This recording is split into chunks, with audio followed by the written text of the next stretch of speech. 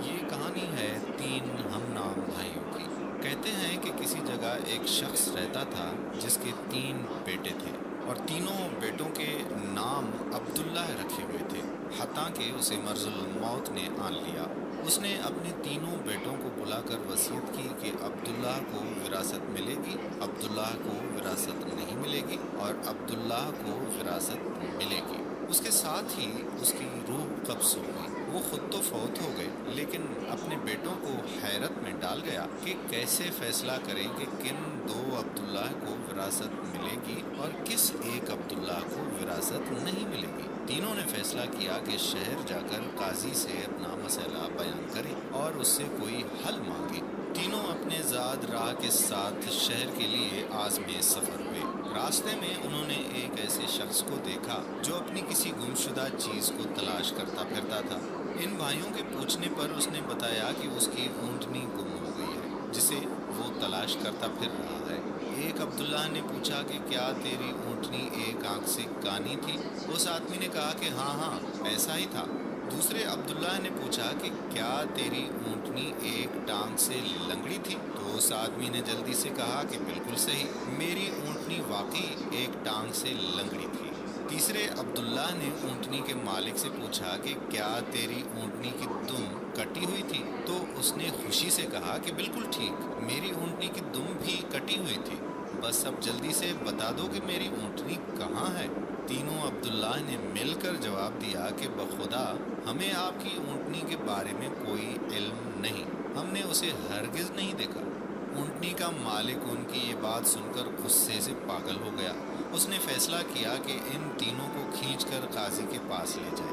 اسے پورا یقین تھا کہ اس کی اونٹنی کو یہ تینوں ذبح کر کے کھا چکے ہیں اور اب اپنے جرم کو چھپانے کے لیے جھوٹ بول رہے ہیں۔ اونٹنی والے نے جب تینوں کو اپنا ارادہ بتایا تو انہوں نے کہا کہ ہمیں کوئی اعتراض نہیں، کیونکہ ہم خود بھی قاضی کے پاس ہی جا رہے ہیں۔ جب یہ چاروں قاضی کے پاس پہنچے تو اونٹنی والے نے قاضی سے اپنا قصہ بیان کیا۔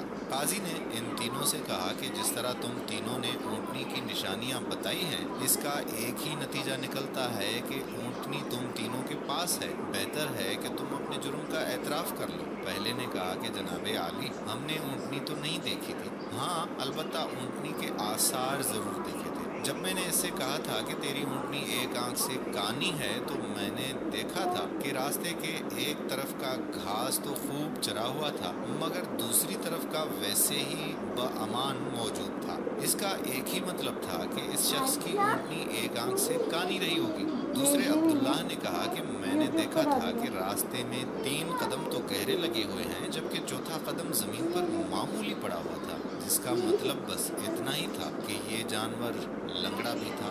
تیسرے عبداللہ نے کہا کہ اونٹ جب راہ چلتے ہوئے اپنا گوبر گراتے ہیں تو دم سے ادھر ادھر بکھیر دیتے ہیں، جبکہ ہم جس راہ سے آئے تھے وہاں پر گوبر ایک ہی لائن میں سیدھا گرا ہوا تھا، جس کا ایک ہی مطلب ہو سکتا تھا کہ اونٹنی کی دم کٹی ہوئی ہے جو اپنا گوبر دائیں بائیں نہیں پھیلا پائی۔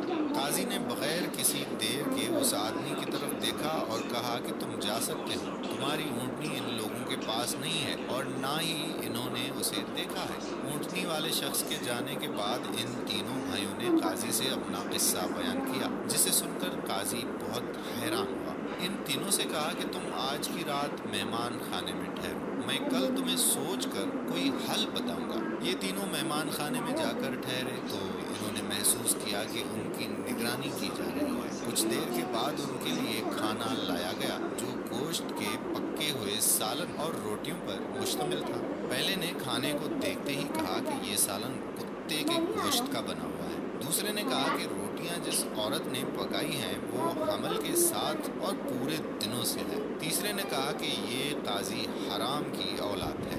بات جا کر قاضی تک پہنچ گئی۔ اس نے تینوں کو دوسرے دن اپنی عدالت میں طلب کر لیا اور تینوں سے مخاطب ہو کر کہا کہ تم میں سے کس نے کہا تھا کہ یہ کتے کا گوشت پکا ہوا ہے؟ پہلا بولا کہ میں نے کہا تھا۔ قاضی نے باورچی کو بلوا کر پوچھا تو اس نے اعتراف کیا کہ پکانے کے لیے کچھ نہیں تھا، تو اس کو شرارت سوچی اور اس نے کتا مار کر اس کا گوشت پکایا اور ان کو کھانے کے لیے بھجوا دیا۔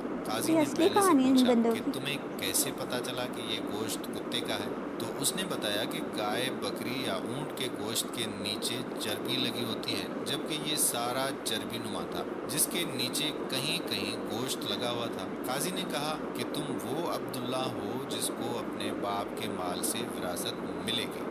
قاضی نے دوبارہ ان سے مخاطب ہو کر پوچھا کہ کس نے کہا یہ روٹیاں ایسی عورت نے بنائی ہیں جو 9 ماہ کے حمل کے ساتھ ہے اور اپنے پورے دنوں سے ہے؟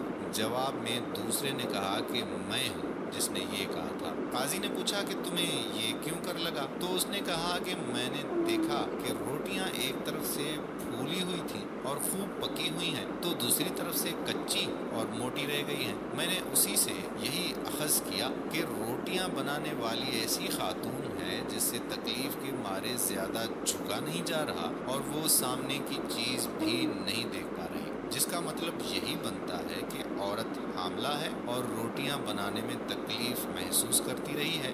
قاضی نے اس دوسرے سے بھی کہا کہ تم وہ عبداللہ ہو جسے اس کے باپ کی ملکیت سے حصہ ملے گا۔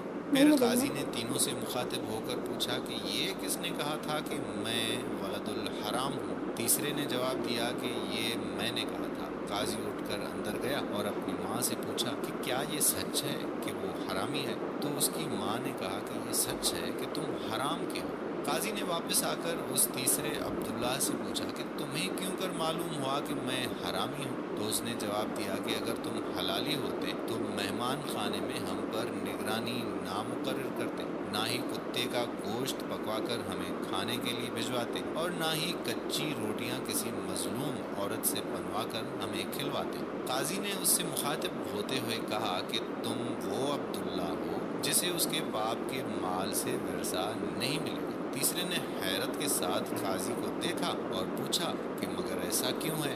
قاضی نے کہا کہ کیونکہ ایک حرامی ہی دوسرے ولد الحرام کو ٹھیک ٹھیک پہچان سکتا ہے، اور تم بھی میری طرح حرام کی اولاد ہو۔